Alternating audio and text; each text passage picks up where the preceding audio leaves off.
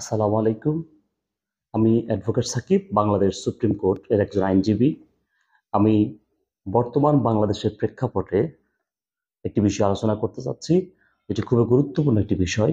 আপনারা জানেন, গত 5ই আগস্ট স্বৈরাচারী শেখ হাসিনা সরকারের পতন হয়েছে এবং এই পতনের মাধ্যমে বাংলাদেশে একটি বিপ্লবী সরকার প্রতিষ্ঠিত হয়েছে। বাংলাদেশের জনগণ আমরা দেখতে পেয়েছি যে প্রায় 36 দিন আন্দোলন করেছে।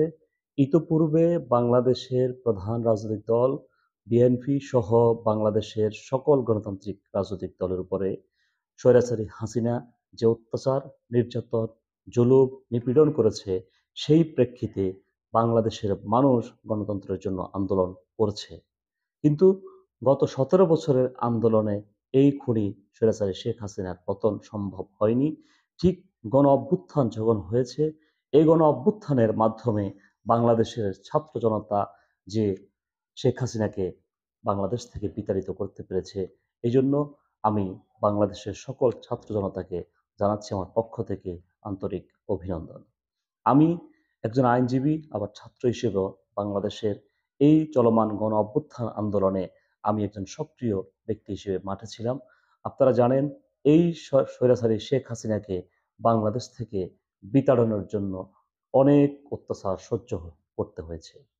আপনারা জানেন, এই শেখ হাসিনা যখন 5ই আগস্ট বিতাড়িত হয়েছে, নতুন একটি সরকার এসেছে। এই সরকারকে অনেকে বলতেছে যে এই সরকারের লিগ্যালিটি কিংবা বৈধ কিংবা অবৈধ এর প্রশ্ন উত্থাপন করছে।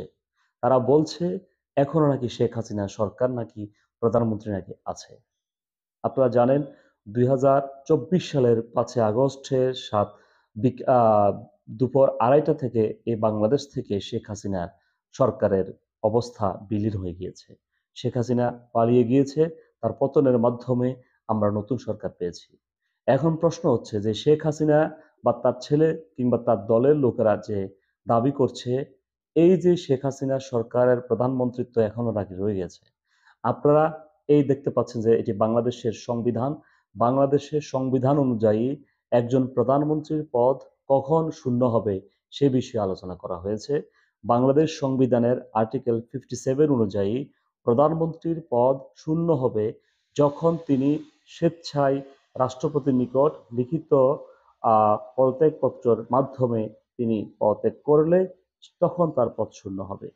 দ্বিতীয় গ্রাউন্ড হচ্ছে তিনি সংসদ সদস্য পদ হারিয়ে ফেলেন।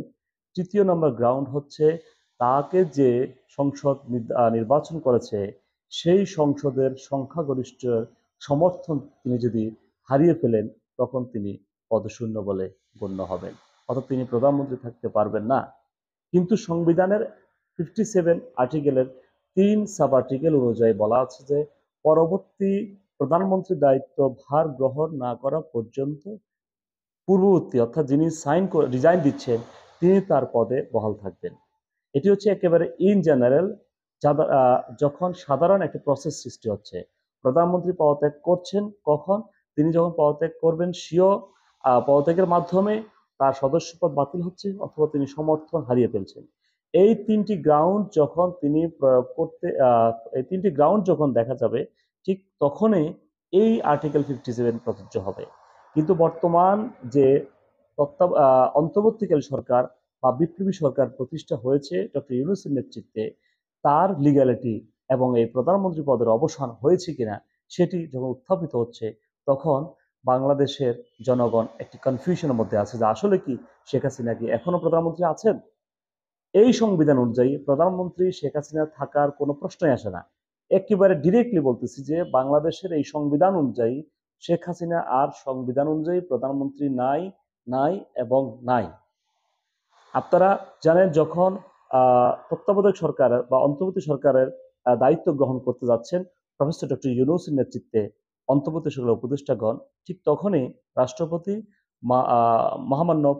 মাননীয় প্রধান বিচারপতির নিকট একটি পরামর্শ চেয়েছিলেন, যেটি বাংলাদেশ সংবিধানের আর্টিকেল 106 অনুযায়ী advisory jurisdiction of the supreme court, এই বিধান অনুসরণ করে মাননীয় মহামান্য রাষ্ট্রপতি মাননীয় প্রধান বিচারপতির নিকট একটি পরামর্শ চেয়েছিলেন যে বিপ্লবী সরকার কি গঠন হতে পারে কি পারে না। তখন বাংলাদেশের সুপ্রিম কোর্টের মাননীয় প্রধান বিচারপতি এবং তার ফুল বেঞ্চ এই বিষয়ে রায় দিয়েছেন, অভিমত দিয়েছেন যে এই মুহূর্তে বিপ্লবী সরকার প্রতিষ্ঠা হতে আইনগত বাধা নাই। এখন প্রশ্ন হচ্ছে যে এই শেখ হাসিনা সরকার এর সকল সংসদ সদস্য 300 এমপি এবং প্রাক্তন এবং মন্ত্রী পরিষদ যারা পদত্যাগ করেছেন, সকলেই যখন পার্লামেন্টটা ভেঙে গিয়েছে তখন আর তারা তাদের পদের দাবিদার না। আপনি যখন পদের দাবিদার না হবেন, ঠিক কখন আপনি এই সংবিধান অনুযায়ী আপনি আপনার পদে বহাল হতে পারবেন? এটা কখনোই একটা অযৌক্তিক একটি দাবি।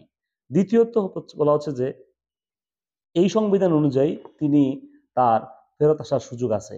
বাংলাদেশে আপনারা জানেন এই বাংলার ইতিহাসে দুজন ব্যক্তি পিছনের দরজা দিয়ে পালিয়ে গিয়েছে। একটি হচ্ছে রাজা লক্ষণ সেন, তিনি 1203 সনে এখতিয়ারউদ্দিন মোহাম্মদ বিন বখতিয়ার খলজির ভয়ে বাংলার জনগণের অনাস্থায় তিনি তার সাম্রাজ্য পরিত্যাগ করে পিছনের দরজা দিয়ে পালিয়ে গিয়েছেন।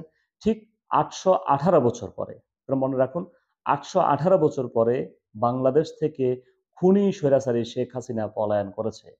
আপনারা জানেন পলায়ন করলে আর কোনো রাইটস সৃষ্টি হয় না। যিনি পলায়ন করেছেন, যিনি বাংলাদেশকে একটি নিমজ্জিত একটি অন্ধকারাচ্ছন্ন অগণতান্ত্রিক পরিবেশে রেখে গিয়েছেন, তিনি আবার কিভাবে বাংলাদেশের জনগণের কাছে ফিরে আসতে পারেন? যে আইন অনুযায়ী তিনি তিনি চলে গিয়েছেন এবং পদত্যাগ করেছেন এবং রাষ্ট্রপতি সংসদ ভেঙে দিয়েছে, অতএব তার এই পদের জন্য তিনি আর দাবিদার না। কেউ দাবি করলে তাকে আপনারা বলবেন আর্টিকেল 57 এবং 106 পড়ার জন্য। যারা রাজনীতি করেন বাংলাদেশে, আমি তাদেরকে অনুরোধ করব, আপনারা এই সংবিধানের আর্টিকেল 57 অনুযায়ী এবং 106 অনুযায়ী যদি ব্যাখ্যা করতে পারেন, তাহলে বুঝতে পারবেন এই শেখ হাসিনা আর কোনো অবস্থাতে তার দায়িত্বে নাই, ছিল না, কখনো থাকবে না। আর দ্বিতীয়ত একটা বিষয় হচ্ছে যে এই সংবিধান অনুযায়ী যেহেতু সরকার আসেনি, তাহলে এই সরকারের বৈধতা কি? আপনারা জানেন বাংলাদেশ সহ পৃথিবীর সকল দেশে যখন কোনো আন্দোলন হচ্ছে বা আন্দোলন হয়, কখনোই আইন অনুসরণ করে আন্দোলন হয় না। আন্দোলন হয় আইনটা ভেঙে, ল ব্রেক হওয়ার কারণেই নতুন একটি অবস্থা সৃষ্টি হয়। আমরা দেখতে পেয়েছি যে বাংলাদেশ থেকে যখন জনগণ গণতন্ত্র হারিয়ে ফেলেছে, ভোটাধিকার হারিয়ে ফেলেছে, বাংলাদেশের মানুষ কথা বলতে পারেনি, কেউ কথা বললে ডিজিটাল সিকিউরিটি অ্যাক্ট অনুযায়ী আপনাকে মামলা দিয়েছেন, ঠিক তখনই এই সরকারের পতন হয়েছে, বাংলার মানুষ অতিষ্ঠ হয়ে গিয়েছে। যে 874 জন ব্যক্তিকে আপনি খুন করেছেন, আপনি একজন প্রধানমন্ত্রী, আপনার সুপেরিয়র রেসপন্সিবিলিটি অনুযায়ী আপনি সকল হত্যা, খুন এবং গুমের জন্য দায়ী। আপনি আগে এই 874 জন ব্যক্তির খুন, গুম এবং অঙ্গহানি এবং হাজার হাজার ছাত্র জনতা যখন অসুস্থ, আহত হয়েছে, তাদের সকলের কাছে আপনি তার ব্যাখ্যা প্রদান করে যদি আসতে পারেন, আপনাকে বাংলার জনগণ গ্রহণ করবে। আদারওয়াইজ আপনি যেখানে আছেন সেখানে আরামে থাকেন, দিল্লি থেকে আর বার্তা পাঠাবেন না, ভুল ভাল সংবিধান অপব্যাখ্যা করবেন না। এই সংবিধান অনুযায়ী আপনি আর প্রধানমন্ত্রী নাই, অতএব আপনি আর সংবিধানের অপব্যাখ্যা করবেন না। ধন্যবাদ।